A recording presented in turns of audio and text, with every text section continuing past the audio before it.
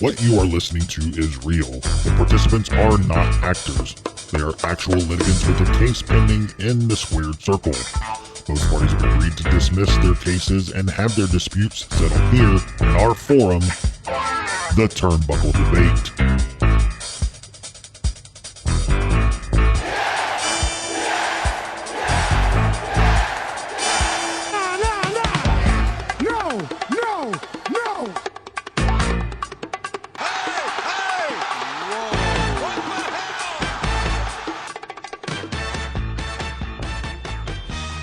Hey everyone, welcome back to the Turnbuckle Debate. My name is Sneed. I'm Chad. And I am Tom, the OG Fake Kid, the staple of the Turnbuckle Debate. And we have a special guest with us today from Straight Talk Wrestling, George McKAY. George, what's going on, man? What's going on, gentlemen? Thank you so much for having me. I appreciate you. I'm so happy to be in the Tavern, man. I've been waiting for a while to get invited to the Tavern. I'm happy to be here. Oh, dude, you always have a seat. You can stop by the Tavern anytime you want. Much love. I appreciate it. The door's always open for you guys too, man. Anytime you want to yak it up at Straight Talk, you come on over. Absolutely. Drinks on Sneed. Yeah, drinks on Sneed. On the house. So, George, tell our listeners a little bit about Straight Talk Wrestling. I mean, you have a ton of great interviews to dive into. Oh, I appreciate that, man. Thank you so much. Yeah, Straight Talk was something started about 5 years ago. This upcoming September will be 5 years. And started it with a friend of mine. We're always watching wrestling together, always like yakking it up and bitching like every passionate wrestling fan. And then I was just like, dude, we should start a podcast. And he's like, aren't there a lot of podcasts out there? I'm like, yeah, but we could be different. And I didn't know exactly how we were going to be different or separate ourselves, but it was so we didn't do any research when we started. We even did our first episode under Real Talk Wrestling, and we didn't even check to see if there was another Real Talk Wrestling. So then when we found out that there was another Real Talk, we're like, oh shit, we got to change this like real quick. And so then we just were sitting around smoking something that was not a cigarette. I'll leave it at that.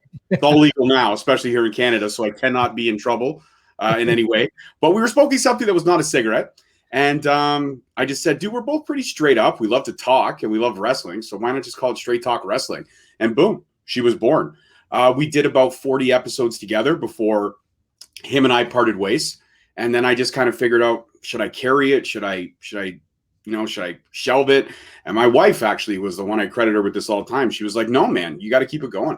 You got something good. Like you're knowledgeable. You have a pleasant personality. And of course, this being my wife, she said, well, you're also adorable. And I said, well, thank you. I appreciate that. So, yeah, I stuck with it. And then my daughter was bugging me all the time about wanting to, she's like, Dad, I want to do the podcast with you. I'm like, buddy, I'm antsy about like, having kids on YouTube. I know there's a ton of YouTubers out there and they do great content, but this day and age, you never know. So my wife was, again, pushed me. She was like, well, you're going to be monitoring everything. You're running the socials. You could turn the comments off. So what's stopping you? I was like, huh. And my wife's pretty smart, actually. She's my queen, and she saved my life, and I tell her that all the time. But yeah, she pushed me, and Mini Host was born, and the rest is history, man. She kills it more than I do. She's way better than I am. I'm okay, but she's a star, man. She's a star. Yeah, she loves the camera, man. She's a natural. Yeah, she never shied away from it. The first time we did an interview, she was like, okay, cool. She's like, who am I interviewing? I'm like, Bianca Corelli, Santino Morella's daughter, like big deal. And she's like, okay, I got it. I was like, damn, when I got Bianca, I was like nervous. I was like, this is Bianca Corelli. This is a legacy. I was so nervous and excited. She's like, no problem, Dad, I got it. She sat down. She was so professional too. She like shook her hand and she sat next to her. She's like, okay, Dad, you ready? I'm like, yeah. I'm like, are you 9 or what? Like we started this when she was 9. Like she came on board when she was 9 years old. Now she's going to be 12. Oh, I got a teenager on my hands. I don't know. That's awesome, man. So yeah, you guys want to dive in? Yeah. So we have 3 topics. I know you brought one to the table, George, and with 3 topics, we'll do 10, 12, 15 minutes, whatever it takes to hash it out. And we'll get started if you guys are ready. Yeah, let's do it. Let's get the first topic. All right, so our first topic of the evening, barring world champions, what wrestler would you bring back from the past to work today that's in their prime? Yeah, so you would be bringing them back as they were at the height of their powers, not their age today. Yeah. Alive or dead, right? Yeah. Alive or dead, anybody you want to bring back in their prime to work today that's not a world champion. Oh, this is an easy one for me. I'm gonna go ahead and jump Tom. I'm gonna say Roddy Piper. I was gonna go Brody Lee. No, Really? Yeah, I mean, he was robbed way too soon. He was just hitting his prime. I think we were going to see great things from him, man. What I wouldn't do to have him back. That one really hit me hard. That is a great pick. And that honestly, that didn't even come to mind, and it should have. Yeah. I thought you were Roddy Piper bound. Yeah, man. I jumped in for the joke that didn't go over. I'd still bring back Piper. It's not my pick, but that's why he's the staple, right? He did say he's the staple of the Tavern. He's the staple.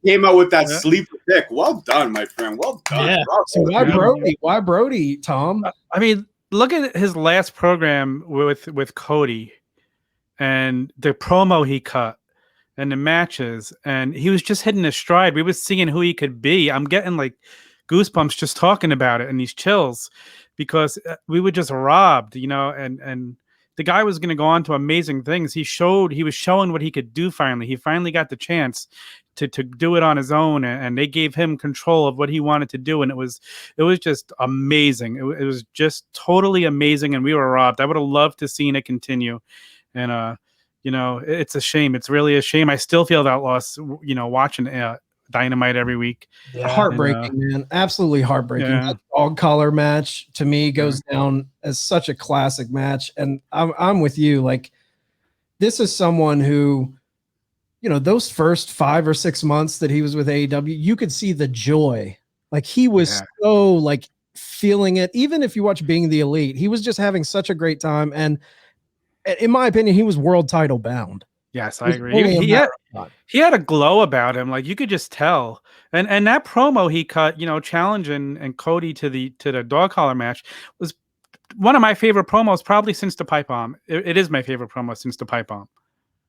I still go back and I just watch it. It was a Bruiser Brody moment, man. Yeah, it really was. Absolutely. It really was. All right. Well, I'll go next. I would bring back Ted DiBiase, $1 Million Man. Wow. Ted DiBiase. I feel like he never, with Hogan and Macho Man getting all the shine when he was there, I don't feel like he ever got a true headlining run, even though he bought the championship. He's such a good heel, one of the best heels ever. I mean, the match that he's such a good technical wrestler too, on top of that. So I think he had the total package, but the fact that he didn't get to shine because of Hogan and Savage, where they were in the company at the time. I mean, the promos that he would cut with Virgil, where he'd bring the kids on, shoving the $100 bill in the mouth when he'd win. What about the promos, man? Like, my favorite one was the restaurant one. You don't have a table for the $1 Million Man? Yeah. How about 20? How about 30? How about, and then all of a sudden he just skips a line. There's no lineup for the $1 Million Man. Everybody's got a price. That was my hands down favorite vignette when I was a kid. I was like, this is gold. Gold. And the laugh, just that laugh too. Oh yeah. Oh yeah. But I used to be able to do it, but I can't now. Ever since I hit puberty, I can't do it now. I can't shine like he did. And the whole angle where he bought the title from Andre, he paid for the title, like it's just. I think if he came back today, there's not a heel in the business that could touch him. And that's a gimmick that, that's that cocky, almost a Ric Flair, in the same zone of a Ric Flair gimmick, and it never got to run on top. Those are gimmicks that you want that gimmick on top. You know what I mean? Like, you want that guy with the money just building that hatred from the fan base. Like, I'm better than you, MJF. It's that lineage of I have money and you're a bunch of pores. Yeah, it's funny that you mentioned Ric Flair, because at least Ted DiBiase still has his fortune, whereas Ric Flair has declared bankruptcy 8 times? 9 times? Yeah. Once for every wife he's had, I think. Hey, listen, when you have that many kids from that many women, that's a lot of alimony payments, man. That's a lot of alimony. All right, George, who you got, man? All right, you know what? This is a tough one for me, man. When you guys sent me this question, I was like, damn, there's so many. And obviously I got to go Canadian. I have to go Hart family. But Owen is my favorite of all time. But surprisingly enough, I would not bring back Owen, because I think he left such a great legacy of so many great matches that there's no need, I think, to bring him back even in his prime. Because in his prime, even though he never was a champion, he was just so good at putting people over, building up new talent, that I wouldn't want to tarnish that with a second run in his prime. But I'm going to go to his equally talented brother, Bret the Hitman Hart. I know Hitman has so many classic matches. I mean, WrestleMania 12, WrestleMania 13. There's so many matches that he's had that are stellar. But I just think Bret Hart in his prime, and he was still in his prime much after the Montreal Screwjob. I feel like he was underutilized in that WCW run hugely, and we know that. He said it out loud. So it's not like it's a big secret. But I think Bret Hart in his prime, in like a company that believed in him, much like the WWE did before, you know, the green-eyed monster and money got the better of him and he decided to make the jump for more money to WCW. I still feel like he had a lot left in the tank and a lot to prove. And I feel like that run that he went out on, WCW, was just a waste of his talents. And then unfortunately, a few years later, as we know, the first stroke happened and then so forth and so on. And he never really recovered to who he was. But I feel like Bret Hart definitely in his prime was probably one of the best wrestlers in the world, if not the best. Best there is. Oh yeah. Best there was. Best there ever will be. I agree with his WCW run was very, very lackluster. And I was such a fan at the time. They bring him in as a special guest referee during the Sting Hogan thing. I'm like, oh God, the way all that went down. Now he was a champion though. Mm-hmm. Is there anyone that you would bring back that never tasted the top gold? Oh yeah, that one was easy. I had to mention Bret because I'm Canada. If I don't shoot out Canada, You gotta represent. I got to represent the North. I actually, this may surprise a lot of people, but I would bring back because I mean, now when you mean champion, you just mean world champion. You mean never held gold at all. World champ. They could have been IC, US. Okay, so then I would bring back Ravishing Rick Rude. I think that was in my list, man. That was on my list too. Yep. I think Ravishing Rick Rude was one of the most underrated, much like DiBiase, an underrated true heel. A guy who never was a face, always was a heel his whole career, even when he was, the enforcer for DX. He didn't talk much. He just came out and he just gave you that, like, Ravishing Rick Rude look, but more angry, like he hadn't had sex in like 12 years, which is why he was so angry. But yeah, man, like just the whole gimmick from going to different cities, picking out a woman. And it was always like back in the day, the 80s hair and the big, it was a lot to handle female wise. It was a lot to handle. OG knows what I'm talking about. He was in his prime in the 80s. He knows what I was talking about. Yeah. And, but he would always find the most beautiful girl in the room in the arena that night. And just, we're not talking like a peck on the lips, man. We're talking like a full out, like 30-second, 40-second tongue down your throat. Oh, and how he stayed married to one woman, bless her heart. Because if my significant other was all over TV kissing people, I'd be fucking pissed. I'm gonna rain a bob at your ass when you get home, dude. Like, you don't fucking know what's gonna happen. Right. But Rick Rude for sure. I'd bring him back, and I just think of like the run he could have as a champion. Oh, especially if they were to work a storyline in with, say, a wrestler's wife. Like if he was the champion, whoever he was facing, he starts hitting on the wife, much like they did with Ric Flair and Macho Man. With Elizabeth, that was all kinds of great. That was great. Stuff and that's a storyline that never gets old. So I think with Rick, they could have done something special. And the fact that the psychology, man, like the one to bring it back since him was, I mean, I know he's tarnished right now, but the Dream, Velveteen Dream, he did the same thing, right? He had his opponents on his shorts. He would psych them out in their head. It's like, you're nothing to me, so I'm going to put your face on my ass. Because if I take a shit, I love your face is getting tarnished, not mine, right?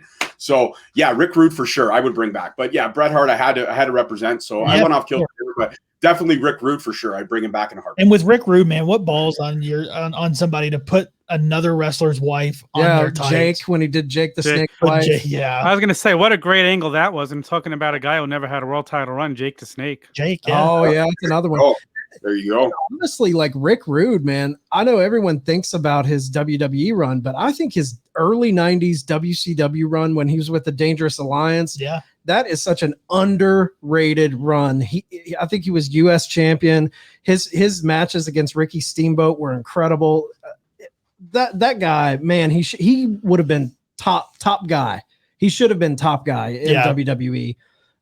My pick is kind of Hart family adjacent, you could say. I'm going Brian Pillman. I'm all about it, man. It's still representing, so I'm good. I'm good. Yeah, Brian Pillman all day. He was one of my all-time favorites. I met him when I was like 8 years old when he was flying Brian in WCW. I was there. Yeah. But the thing for me, like, Pillman was ahead of his time. The way he would blur the lines between kayfabe, just reality, and what he had even the boys in the back wondering what the hell is going on. Is this a work? Is this a shoot? And to be able to bring that and give a shot of that into the current product, in an age where there's social media and everyone's, putting their real lives on social media and playing the character on TV, I feel like we need someone like Pillman. And this is a guy, if he never had that injury in WWE, he was on his way to the top. His promos were incredible. His intensity was through the roof. He was a trendsetter.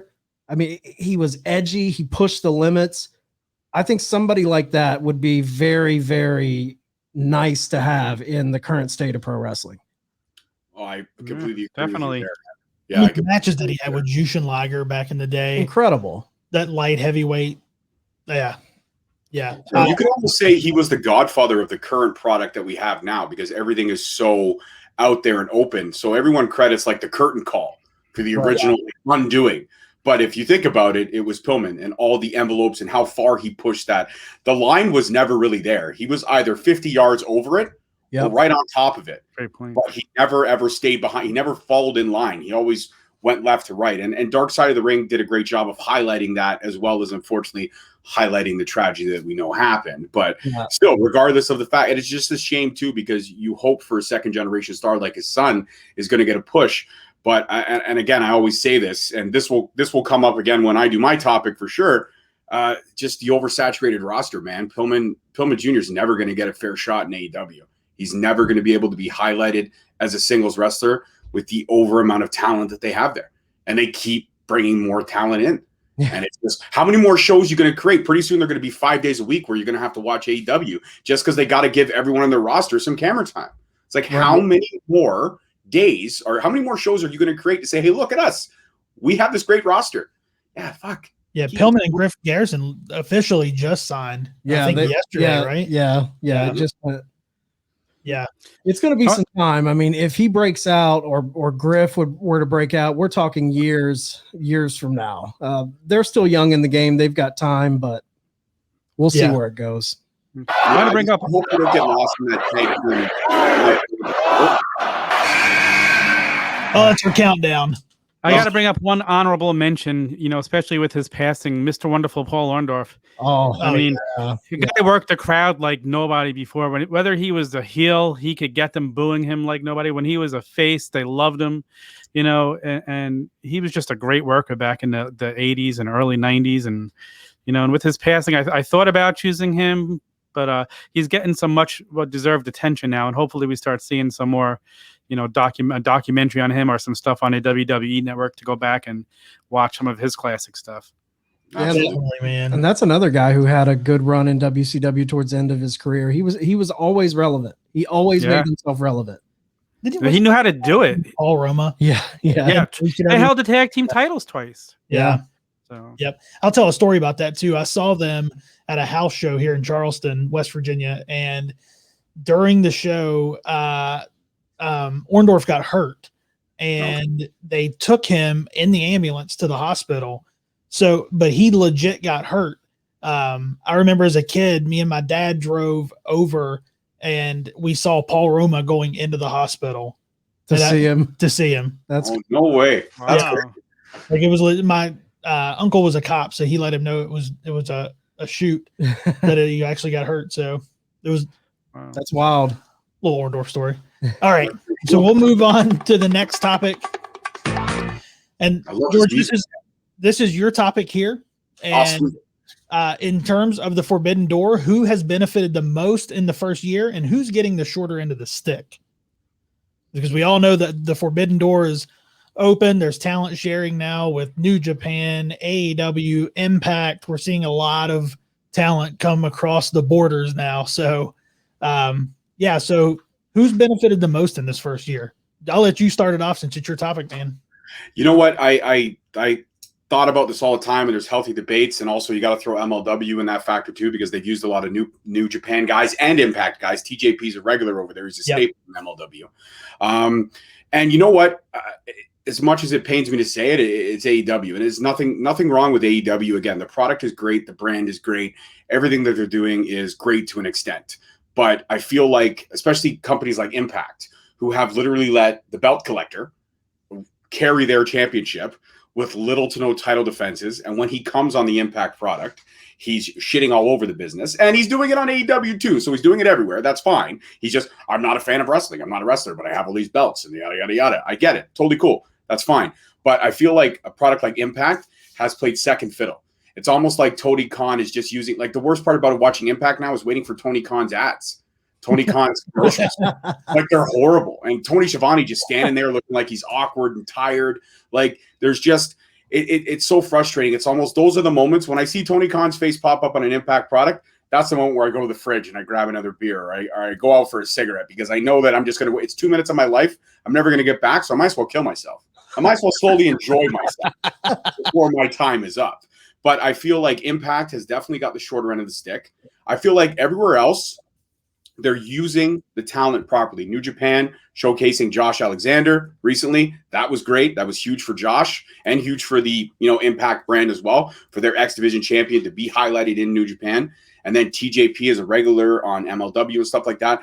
But those other companies, they aren't really mentioning the other companies. We know that the talent is here and there and everywhere, but it specifically seems when it comes to the AEW and Impact relationship, AEW has to consistently remind the world of Impact that they're there.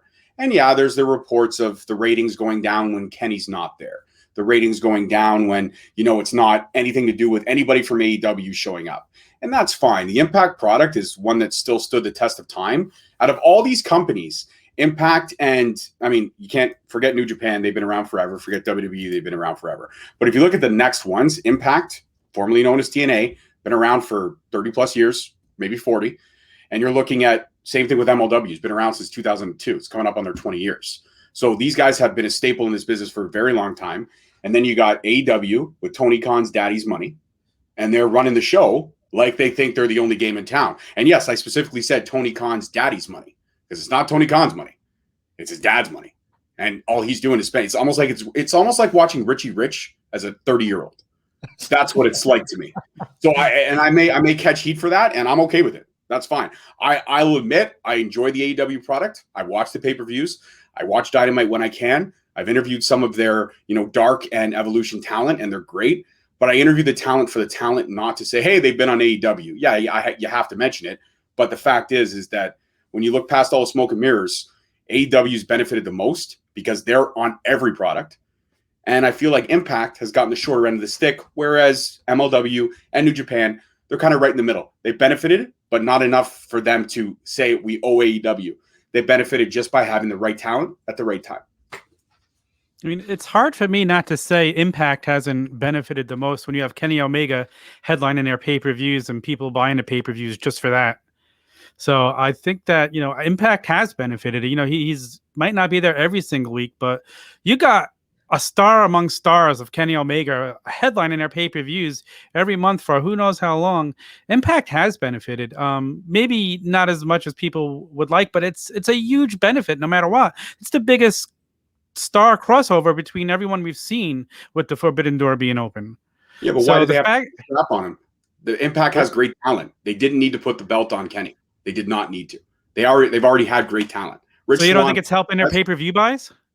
You don't think it's getting more eyes to their product? It's definitely helping their pay-per-view eyes, but the eyes to their product are the AEW marks. So they're just watching for Kenny. When Kenny's off camera, they switch in the channel. They're not staying for the whole 2 hours. There's no way to tell me they are. I wouldn't be surprised even if former New Japan fans are tuning in just to see Kenny over there and to see what Impact has to offer. Well, that's a testament to the whole situation. To me, it's like ratings are up when Kenny is there. Pay-per-views are up when Kenny is there. I love Impact. I watch all 2 hours. I was watching Impact before this partnership. Yeah. But it's up to Impact to keep those fans. That's not on AEW. Yes, it's not AEW's fault that they're not sticking around. They tune in for Omega. It is on Impact to keep those eyes on their product when he's not there. I think I'm going to go outside of this bubble and then circle back to it, but I think the company that's benefiting the most out of this is the one no one's talking about, and that's NWA. They were not putting on shows during the pandemic. They closed their doors from March until 2 or 3 months ago. Yeah, they just started back. They had nothing. And what happened? AEW brought Thunder Rosa in. They put the NWA strap on Serena Deeb, and AEW gave NWA a platform to keep their name in the conscious of pro wrestling fans. Thunder Rosa is a infinitely bigger star since she's been showing up on AEW. She's a legend now. Honestly, that lights out match, that's what everyone was talking about for 2 or 3 weeks after that match. Oh yeah, everyone was talking about that. Their biggest star right now in AEW in the women's division, obviously, is Britt Baker. Thunder Rosa beat her. They have a built-in trilogy match between them.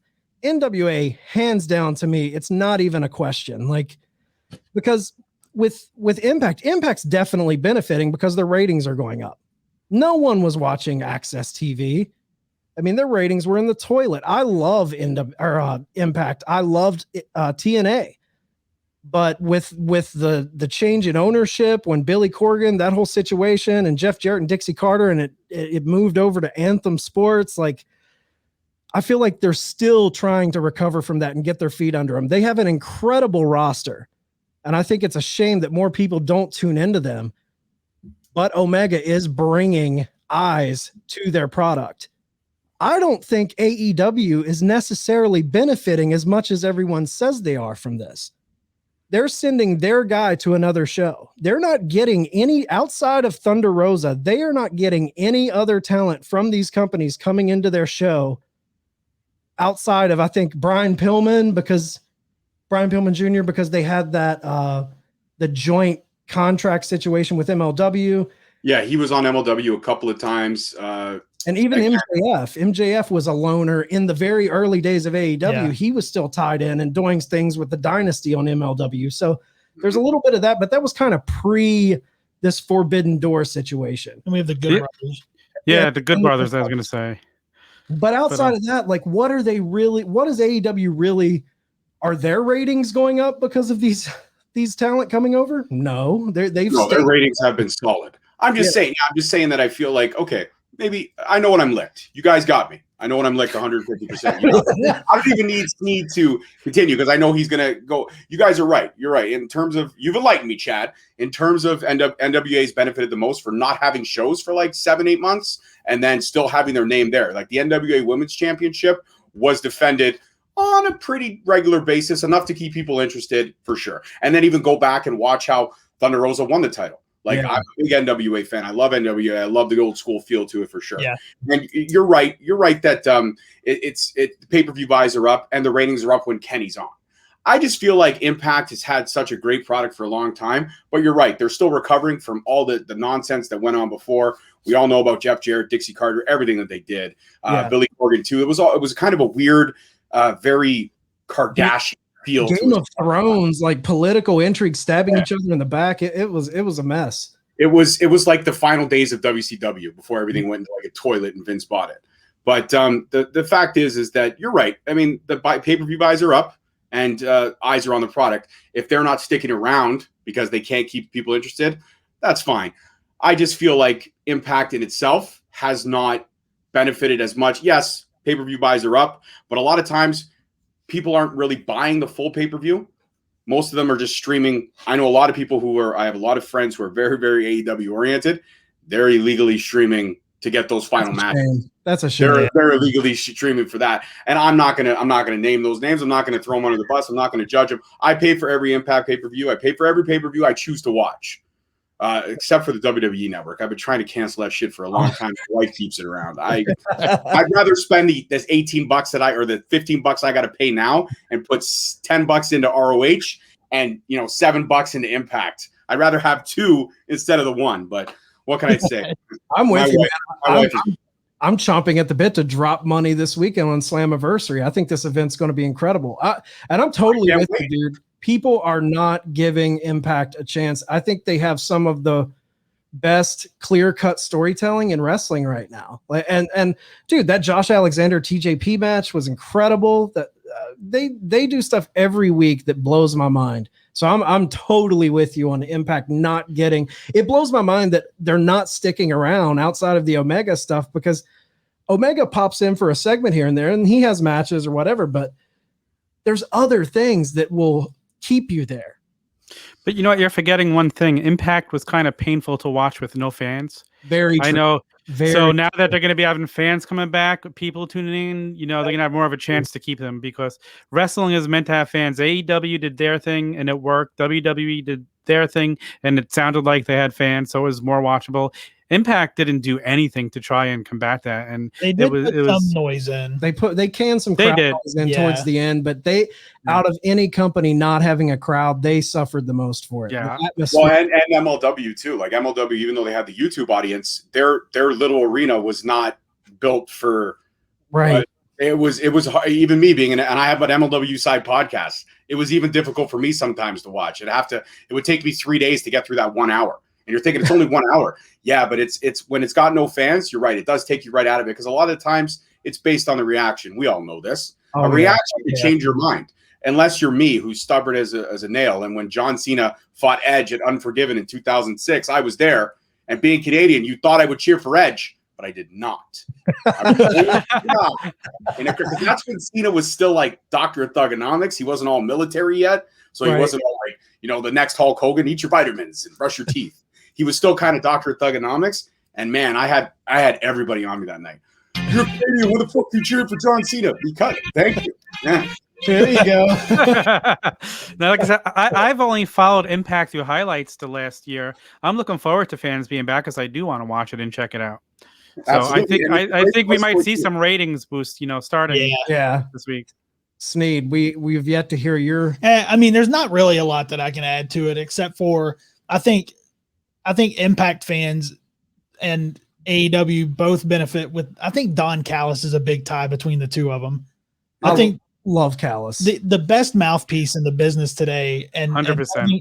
If you're an Impact fan, you're going to be tuning into AEW to see what he's saying. If you're an AEW fan, a Kenny Omega fan, I'm tuning into Impact to see what Don Callis is saying.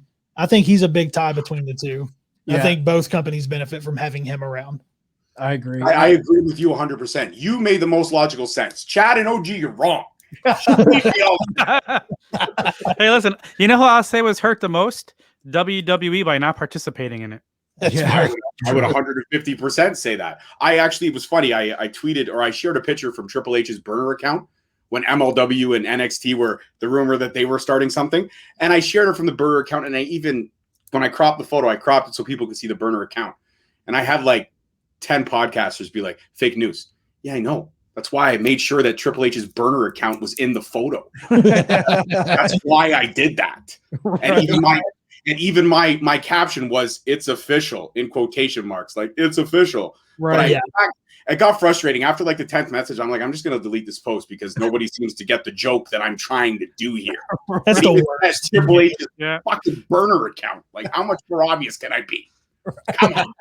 Yeah, that closed door mentality. I think that's the one beautiful thing is, are companies benefiting as much as we would like them to? No. Are some getting a little more than others? Yes. But the fact that there is these partnerships, even New Japan, we forgot about them.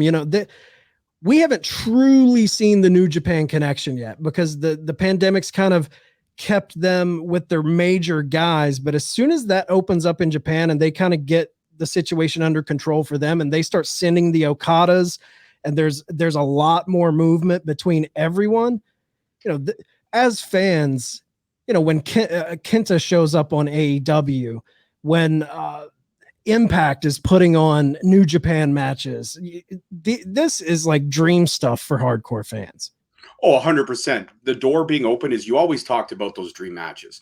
And I think you're right, the closed door mentality. But let's be honest. If all of these companies were not to just share talent, but let's say they were all to throw a big show together, can you imagine the fights that would happen backstage? Your guy can't get over. My guy's got to get over. Seth Rollins, just throwing out names. Seth Rollins has to get over Kenny Omega because we're the WWE. What are you talking about? Kenny Omega's the belt collector. He's got 3 championships for 3 different promotions. And then all of a sudden, Scott D'Amore pops in. He's like, wait a minute, hold on, time out. We have Tommy Dreamer. Yeah. Right. Like, at the end of the day, even though there is that working relationship, even though there's a little bit more collaboration over the competition, if all of and this was something that was posed to me by a friend of mine, if all those companies got together and had a super show, it would sell out 4 seconds, guaranteed. Yep. But you would have close to like soccer riots, because you would have WWE marks going at AEW marks. You would have the hardcore New Japan fans getting ready to kill like fucking MLW fans. Like it would just be crazy. And then you would just have Billy Corgan in the back smoking a stogie, being like, when all the blood's gone, I'll be the only one left standing.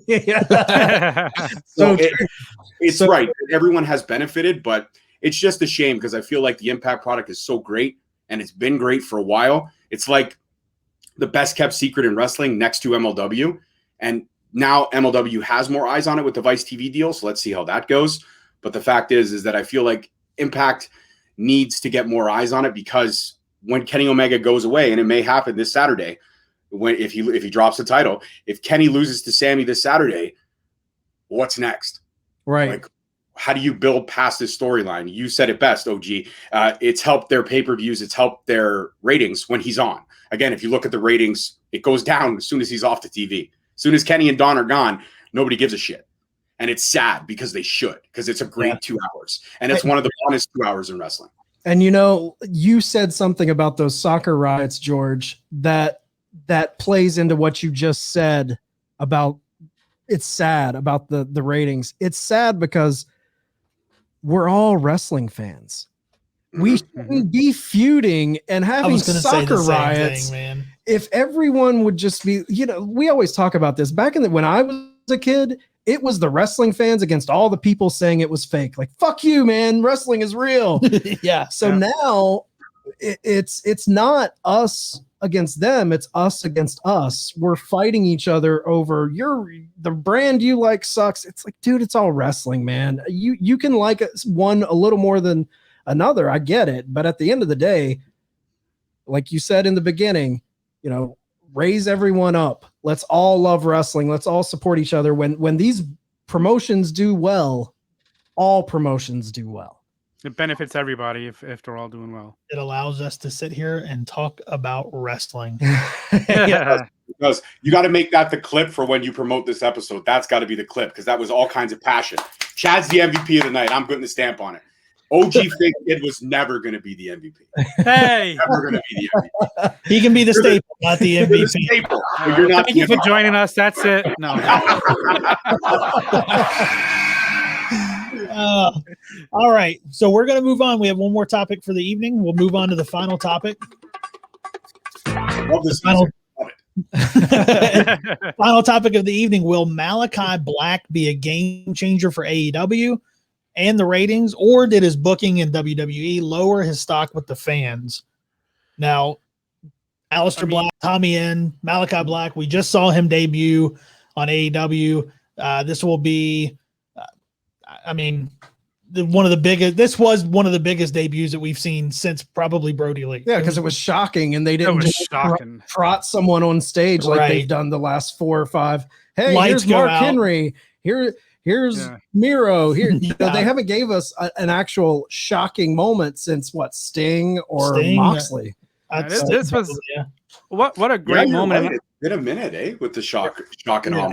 Yeah. And to just not expect it yet. Like, if it would have been September, it would have been awesome. But it would have been like, okay, we knew his contract was up. To do it and keep the 30-day thing quiet and shock us like that made it so much more special.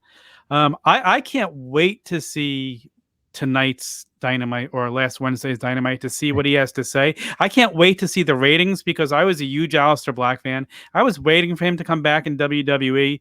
They dropped the ball. They gift wrapped him and handed him to AEW. So I want to see him get to do what he wants to do, man. I think it's going to be awesome. I think it is a game changer. Maybe we'll finally see Cody put somebody over. And if there's somebody he should put over, it's got to be him. No, George is shaking his head. No, it's going to be awesome. I can't wait well, by now it was last Wednesday's Dynamite, but I think it is a game changer. I think he was probably the hottest young free agent that they could have picked up. Right? Go back a few episodes, and I said that's what I wanted them to get. Yeah, 100%. Do you think that the person who fucked up that contract, they got fired the minute he showed up on AEW TV? They should have been. Yeah, I mean, yeah. Whoever did not submit the paperwork, damn, I feel bad for you because that must have pissed fucking so many people off. When the lights went back on and he was standing in the ring, whoever messed that up, their stomach had that feeling where it just drops to the ground, and they knew, like, oh my God. No, and like a minute later, that phone rings and it says Vince McMahon. Yeah. Oh my God, WWE's calling me. Honey, my work is calling me. Oh, I got to clear my desk out? Okay, I understand. Why is Bruce Pritchard calling me? Right. Right, exactly. Oh, man. Oh. Well, then that's the game changer, is the person who fucked up the paperwork. It's not Malakai Black premiering. The game changer is the person who screwed up the paperwork. Yeah. Yeah. I think it's going to be a huge game changer for AEW because the way he went out in WWE. I mean, he went out with the promos and them hyping him up. And I mean, now that he has the creative freedom that he didn't have versus being WWE. And he's carrying the same character. It's almost like WWE Exactly. did the legwork and did all the promo videos, and then they took that character right into AEW. 100%. He's bringing the eye. He's it's so awesome. We're going to see definitely aspects of the Dark Father in this Malakai Black. There's no doubt about it. I paused though. Don't get me wrong. He was probably top 3 favorites in WWE for me that I felt was just grossly underused. Yeah. And I mean, his stuff in NXT, his matches with Andrade, he had some bangers in NXT. Like, dude, the one with him and Velveteen? Him and Velveteen Dream, when he finally said Velveteen's name, that was one of my favorite matches of that whole year. Nothing topped that match. Incredible. So I'm a huge fan. And me and Sneed, when we were watching Dynamite, when he debuted, we popped. I mean, huge, like complete shocker. Did not expect it. I didn't even know what to say. I don't even remember. I think you said, what the fuck? I mean, it was literally, it was no emotion. It wasn't like, yeah, it was I was speechless. Literally was speechless. But I will say this, having said all of that, I don't know if he's going to be a game changer. I don't know. When I think game changer, I'm thinking, a lot more ratings, a lot more people tuning in to see what he does. Now, I think people are curious, but when I think game changer, I'm thinking Daniel Bryan making a jump, a CM Punk situation. Is he on that level? Is that now through storytelling and how they book him? I think he is going to add so much to that company. I think the guy is a creative wizard. I think he has a mind for the business and just character work and storytelling. So I think he is going to be just a force within the company. But when it comes to being a true game changer where people will now tune in who were not tuning in, I don't know if I can say he's going to be a game changer yet. I think we're going to see big ratings. Yeah, but you're biased. You're like, I do. I love the guy, man. You're biased. You're not seeing clear-headed. And that's okay. I'm the same way, dude. When Sting came back, I'm a Sting fan forever. I've got like 3 different dolls of his, and I got his DVDs up the wazoo, man. I'm a Sting freak forever. When he came out, I popped. And when he came out with the Game of Thrones thing, I'm like, okay, I don't like the snow falling, but I get it. Whatever, it's fine. But it like that street fight match with him and Darby, even the match after when he, I get it. He jumped off a stack of dice, but still, a man his age to be going the way he's going, kudos to him. And I'm happy that he's going out on his terms, not the way he's told to go out, but on his terms. In terms of Malakai Black, I kind of agree with you, Chad. I think he's great. I think he's going to be a force with the company. I think the creative is there. I just don't know how they're going to work him in properly. The one thing I don't like is when everybody new comes in that's a big name or a bigger name, they run a program with Cody. And I get it. I understand the reasons why. But I don't like, even when Brody Lee came in and he was running the program with Cody, I thought Brody was above that. And I don't mean above Cody. I'm not knocking Cody's ability. All I'm saying is why everybody new has to run a program with Cody. Why not one time give us that what the fuck moment? Right. Yeah. Like I had my what the fuck moment. I was watching Dynamite. I was outside of my backyard having a cigarette. And all of a sudden the lights went out and I was looking at the TV through my window and I saw it come up and I literally choked on my smoke. I was like, Yeah. and it came out of my ears and everything. It was like, holy shit. But I don't think he's going to be a game changer. He will be a force, like Chad said. But I think the ratings may definitely go up because people are going to be intrigued. They're going to want to know what he's doing. They're going to want to know what he has to say. Will he be another former WWE wrestler that's going to sublimely, shit talk WWE like everyone else has? Right. Like the one thing I will say about WWE is that there have been shots taken, but not as many as AEW. AEW is hitting below the belt on almost every turn that they can. And I get it. They get away with it. They get huge pops from the fans when they do it. When Cody took the sledgehammer to the chair, we all knew what it meant. We all knew what it meant. When Kid Saban came out and said, look, you're not going to steal my Twitter. Like, we all knew what it was about. We understand that. But I just feel like AEW now, like, you've been around for 2 years. Let's grow, evolve, be who you are. You want to be the number one promotion in wrestling, then be that. Don't take shots at the former number one promotion at one time, because everybody's kind of taking a turn as being the number one promotion, in my opinion. But don't take shots at the former promotion because you have a lot of embittered employees. And I understand that. I get why there's so much. Kip Saban, I really didn't understand that, but hey, whatever. That's fine. He just showcases Twitter. But I think Malakai Black will definitely draw ratings because people are going to be intrigued. And you're right. WWE did the creative legwork. It's the same thing from the promos he was cutting before he left. It's like they just said, hey, man, you still got that one contact? Yeah. You still got your wife's eyeliner? Yeah. You wear all black? Yeah. You want your last name to still be Black? Yeah. What do you want your first name to be? I don't know. What about like metamorphoses? Malakai? You want? Yeah. Okay. You want a shit ton of money? Yeah. You want to run a program with Cody? Yeah. Oh, hang on a second. What's that, honey? Oh, you're going back to WWE? Okay, cool. Yeah, okay, I'll come. And I can picture it. That's the exact way things went down. Tony Khan was like, hey, man, you want to make a lot of money? Yeah. You want to wear a contact? Yeah. Still got the eyeliner? Yeah. I can literally see that's the way the conversation went. Yeah. And what a shock, though. They bring Malakai back. Malakai Black debuts on Wednesday, and Zelina Vega re-debuts on fucking Friday. It's so weird. It's so crazy to me, man. And she's been out of the no compete clause for a long time. Yep. Yet and on top of that, they bring her back and they stick her in the Money in the Bank. That poor girl, she's got a lot of potential. She's going to get slaughtered in that Money in the Bank. Yeah. She is. They're going to punish her. They're known for that. They're going to they book you. They book you into punishment. Like it's like Lana getting put through fucking 12 tables in a row Monday after Miro left. Like, yeah, but the one good thing that came out of that was my hole. That was one of the few good things that came out of that. Yeah, but that's what I mean. Like Lana, like you fire Lana, you get rid of all these. Not saying that Lana's an amazing talent, but she showed promise. She had work to do. But you keep Eva Marie. You bring back Zelina Vega. You bring back people who aren't technically 100% in the ring. Like Eva Marie, I've never seen her wrestle. And Zelina Vega, she definitely has potential. And I have seen some of her indie stuff. And she's good. But she's not going to win that Money in the Bank. There's no way in hell. They just brought her back. I don't know why she agreed to go back, to be honest with you. If you get fired for saying you support unionization and then you bring her back almost a year later, makes no sense to me. Well, she actually signed when Alistair was still there. So she kind of didn't know that. She knew he. Oh, come on. She did. You can't tell me that there wasn't. So why would you stay? At that point, okay, if he's fired, I'm leaving again too. Fuck that. I'm not staying. Well, she has the contract signed. She's screwed it. She's screwed now, but she's screwed at that point. So all the way around, she was screwed. Yeah, I guess so. But it's so stupid that what you would entice her back only to release her husband a few weeks later. Oh, I agree. Games, man. 100%. Those WWE games. With AEW, Malakai Black, I think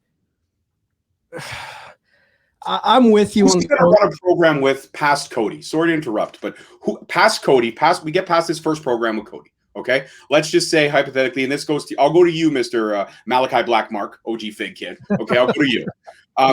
After the program with Cody, what is next for Malakai Black? I'm not going to say how the program is going to end because I don't want to say it, but I'm going to say that hopefully he beats Cody, and Cody maybe just goes to that EVP role full time and goes on to be a governor and yada yada yada. But after the program with Cody, what is next for Malakai Black? There's so many options. I'd love to see him fight Pac. I mean, what a match that would be. I mean, Hangman Page he could go against. That would be amazing. Moxley. Put the fucking rocket on Malakai Black. Have him beat Cody. When Hangman beats Omega, and it's going to happen, have Malakai be the first true long-term feud for Hangman post Omega. Yeah, that would be awesome, man. That would be totally awesome. A main eventer. Don't bring him in and he has to work his way. Like when you give a guy that type of entrance, don't have him kind of meddle in the mid card for a year. Fucking send him right to the top. Why not? Why not? And that's what's going to make him or break him. If they decide to do that, he will be a huge star. If he goes off with Cody and then he goes to mid card stuff, it totally could break him and his momentum. Give him the rocket. Give him the momentum. He has it right now. The fans want to see him. Let's ride with it. And he has that kind of dark Undertaker vibe. The dark vibe. He could be your Undertaker vibe for AEW. That kind of dark, evil quality to him. He's playing up on that. I mean, everything about him is that. So send him to the top. Give us another guy up there. We've had Moxley in the title thing. We've had Jericho. He could be a fresh new face in that world title hunt. But is he going to join a faction like everybody else in AEW seems to do? So he's going to be a lone wolf. Keep him lone wolf. Yeah.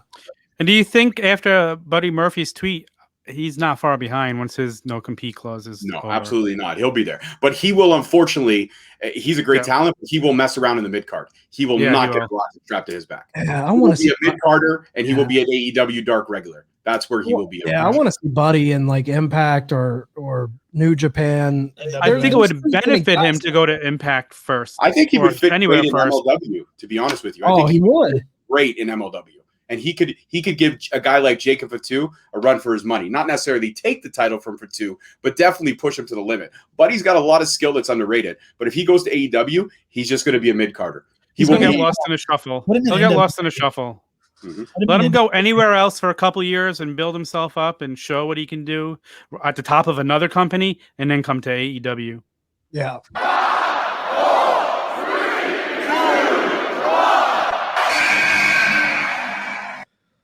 All right. Well, I think that's probably going to wrap us up. Yeah, George, we went at it.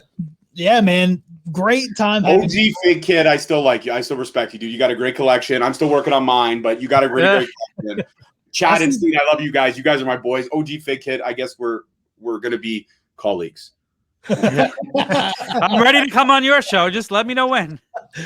Like I said, guys, the invitation's open, man. I don't really have anything cooking for August. So, yeah, let's set something up for August. 100%. Let us know, man. Love to have you guys back. Let everybody know where they can find you on social media, where they can find you.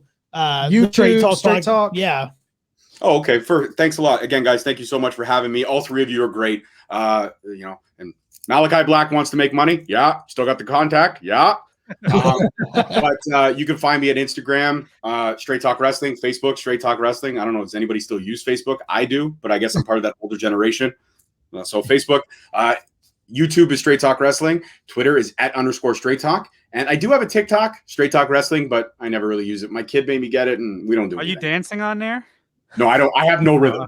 I stay in my safe space. I can admit that fully. I stay in my safe space. I'm like a Carlton Banks. I'll go side to side. Maybe I'll add like a little shoulder thing, but that's it. That's all I got. You're not going to catch me being like, woo, no.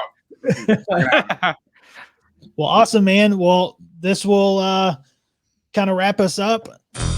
Everybody go follow George, follow Straight Talk, follow Tom on TikTok, where you can find the OG Fig Kid dancing it up. I don't have a TikTok. Tom, just kidding, Tom. Get your plugs Tom, in. Hurry get your up. plugs The in. Turnbuckle sessions every Wednesday. Follow me on Twitter and Instagram, the OG Fig Kid. Man, he got him in quick. I didn't even have to cut him off. Court is dismissed.